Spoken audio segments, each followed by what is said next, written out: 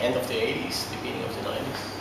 It would be something from the Italo disco wave, but I don't know what kind of track.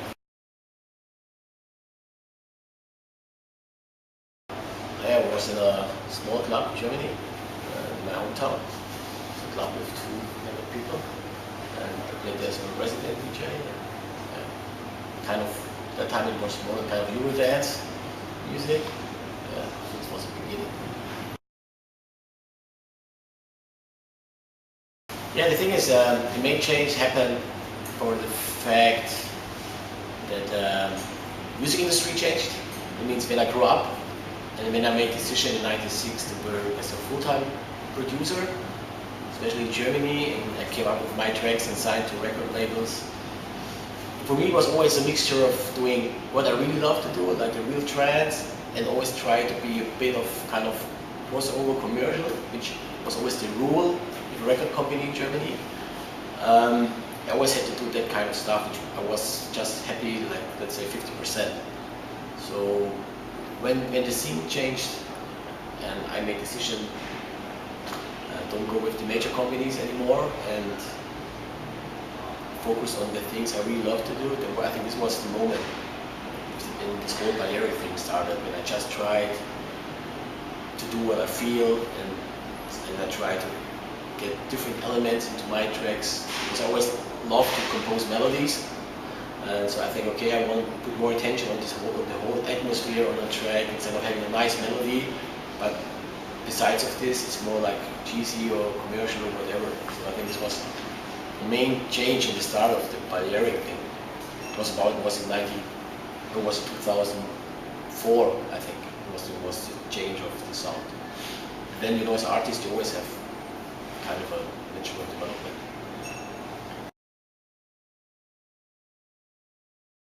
Behind White Sand, it's a funny story. Actually, I made the track in 4 hours, and I got signed to Armada by giving Armin a CD in Ibiza with a track I did with Jan Johnston called Beautiful, which was my first signing to Armada. So they invited me to come to the, it was during the 8th, they had Armada night, Armin was playing on the boat. They invited me to go there, and I just did a master CD with the signed track with 8 versions. And this week, before I went there, I made this White Sand track with York, a guitarist, and I played along with those chords. And I got some of his guitars, and I think, oh, they fit to the track. Even I cut him here and there and see how it goes. So finally, I worked on 4 or 5 hours on it. I just burned it on the CD, just to listen on the way to Armin, to Amsterdam. And yeah, finally, I got a call just the day after, like, Roger, thanks for the tracks, but what's the last track on this CD? This is crazy. I never heard something like this. Yeah.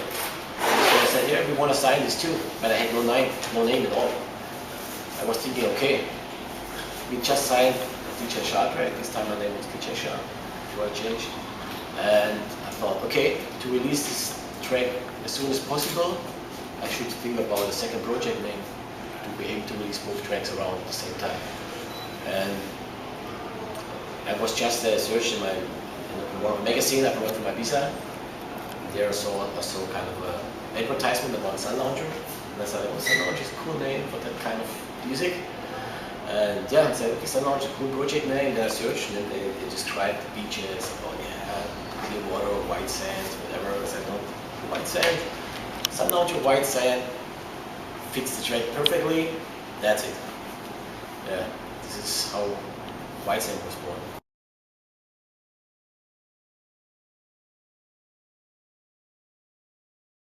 It's still the same concept with having CD1 with chill versions, down-tempo versions, CD2 with more of the up-tempo dance versions.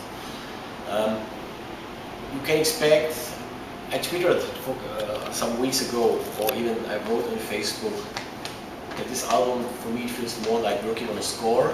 It's more like a journey. Maybe the fact that I worked on it for more than 1 year, and I composed some songs when I've been doing the tour in different countries like Asia. So I took those kind of elements with me and took them into the production. So that's why it sounds more like a movie score, or more like a world genre music than typical chill out.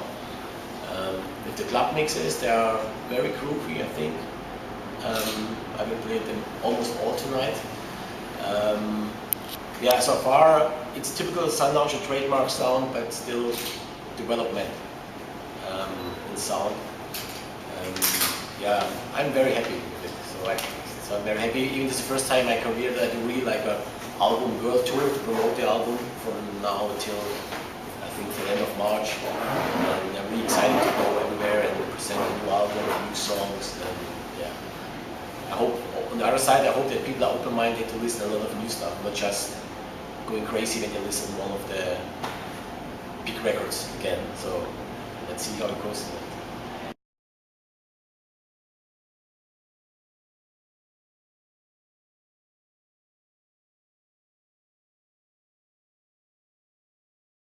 Actually, it's quite easy, and it's a lot of fun. But it also means you need a vocalist who understands what you need, what you want, what you're doing. It was good to work with here. So the way when I work, it's not just with Sarah, it's with a lot of artists. I just work by internet. The thing is, when I compose a vocal track, I start just with layouts, with basic chords for verses and different chords for chorus, and send it over to the artist, give some ideas about what I think, what kind of vocal I would like. Sometimes I have idea about the sense of the song, sometimes I'm just whatever. So yeah, then you get something back, then you send your ideas back and forth. You like certain things, you don't like some things. Sometimes you receive it and you say just, wow, that's it. You just work back and forth with the ideas. And sure, it's a different working than having a singer in the studio. You just can record it and say, do this, do this. But sometimes, for the fact I'm in Germany, she's in Vancouver, sometimes we just have the chance to work by internet. But thanks God we have internet.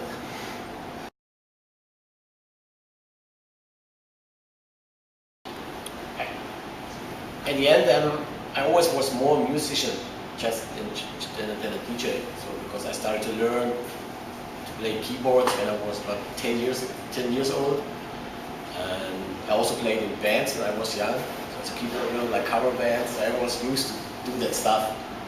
And when I started as a DJ, it was great, but after a while, especially when my gigs became bigger, I missed something like, yeah, it's nice to play as a DJ, you play your own tracks, but I would like to do something different than, because all the DJs are doing almost the same, playing starting stop on a CD player. Sure, you have to play the right track, the right moment, but I always felt to do something more into kind of real music thing.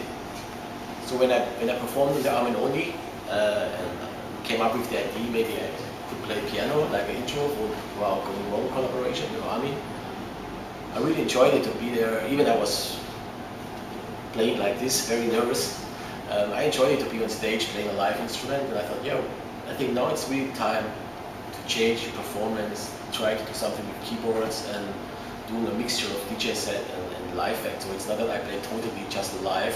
It's like I play my tracks like usual. The difference is that I don't play from the CD, I play from the laptop, and then I play top line melodies, additional stuff. Sometimes I even don't know what I play next, so I just do what I feel. Same like when I do production, I just follow the flow.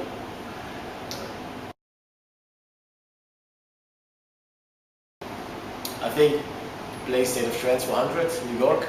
For me, it's amazing. It was my first time in New York.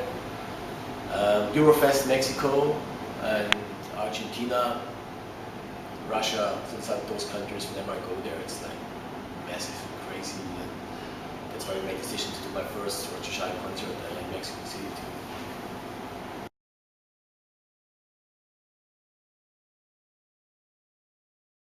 In the beginning, I just tried to do different things, like this, like that. What keeps me now motivated is the people, the fans. So because for me it's nothing better than play all over the world where I go. When I start playing, I look to people, the way they are crazy about the music, especially the fact that I play almost just my own music. They sing along to the songs, they are smiling, they are crying, you see the emotion. This is something which will always keep me going. Even some Sometimes people write me some personal stuff about what happened in their life and in which way my music helped them to go further. So stuff like this is really touching me and gives me also inspirations to know there are so many people waiting for new stuff. Even during the whole year when I announced that I will be able to release a new Sunlounger album this year, so every day I receive questions about it. Yeah, what can we expect? Can you give us a little bit of a track? Is it like people are really excited about what I'm doing? And I think for the fact that I know people are excited what I'm doing, I'm still excited about it.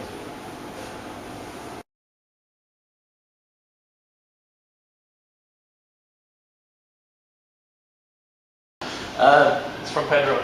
Yeah, No more. I know it's you know I think I was the last one who changed from Atari. Even when I built my second studio and I had a PC and Cubase and that stuff, I started to work with it and then I was like, I go back to my Atari. So it would be interesting to go back and do a track with Atari again, but for that time I used just Atari as a sequencer and I had like 3, 4 Akai assemblers and all those hardware things. So that time my studio looked really like a studio, not like now. Nowadays you go to a studio and it looks like an office, you know, it's like three computers there and yeah, but it would be fun. Talking vice versa, the big change for me from Atari to a Mac was the first time when I had to change from like this monitor, black and white, to have like 2 of the Mac screens. I felt like, oh, I think I have to keep some sunglasses. It's so shiny in my studio now. I think this is a big difference now. But it was a joke in Germany.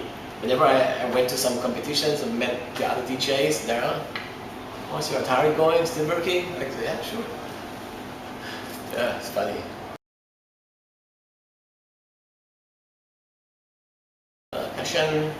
Do you have time for other stuff? Not that much anymore. I played tennis in a team till last year, actually, till 2 years ago. Not that bad. So, but I can't do it anymore because I have no time at all. Even when I come back from the tour, it's like I have to record my radio show. Sometimes you have to pre-record 2-3 weeks when you know you're on a 2-3 weeks tour. Then you have interviews going, production. It's really like a full-time job. It's like working 18, 19 hours a day. But I love it.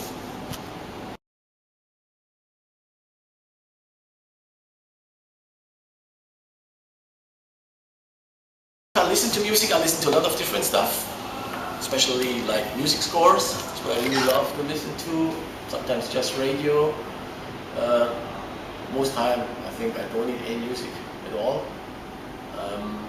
But as I said, when I come back, I don't have so many options to say I want to listen to this or that or don't listen to this or that, because as I said, I just come back and the next work is waiting, which has to be done. So yeah, most times just come back, listen to new tracks I received during the week, which is about 300-400 tracks each week, which is crazy. Listen to tracks which I want to sign to my label, or tracks from which label sent me for radio show. And, most time I come home on a Monday, maybe have the Monday off to relax, especially if it's like you've been in USA or Asia and you have a long flight. And then you relax on the Monday, Tuesday you do a radio show, Wednesday some whatever you produce 2 days maybe, then you go back to the next weekend doing the next shows. So this is the way it works.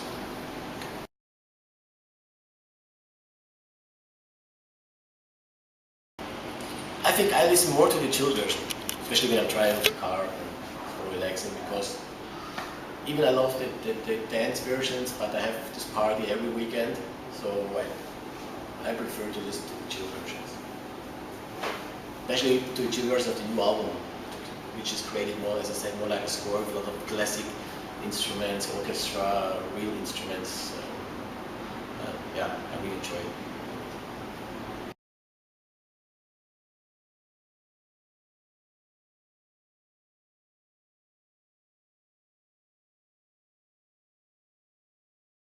I love it.